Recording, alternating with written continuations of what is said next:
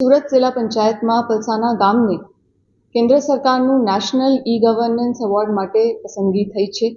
માનનીય મુખ્યમંત્રીશ્રીના માર્ગદર્શન હેઠળ ડિજિટલ ઇન્ડિયા, ડિજિટલ ગુજરાત અને રાજ્ય સરકાર દ્વારા બનેલ વિવિધ પોર્ટલ્સ મારફતે ગામજનોને last mile digital delivery of services અને યોજનાઓનું સારી રીતે અમલીકરણ પલસાના ગામમાં થઈ રહ્યું છે.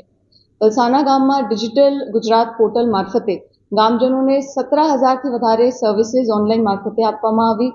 100% વેરા વસૂલાત ઓનલાઈન માધ્યમથી થાય છે.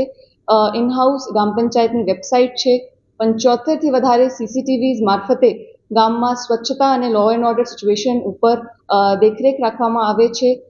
અત્યારે ગામમાં ઇનહાઉસ લાઇબ્રેરીનું નિર્માણ, ઈ લાઇબ્રેરીનું નિર્માણ થઈ રહ્યું છે અને ઈ ગવર્નન્સના ક્ષેત્રમાં ઘણા બધા ઇનિશિયેટિવ્સ લેવામાં આવી રહ્યું છે.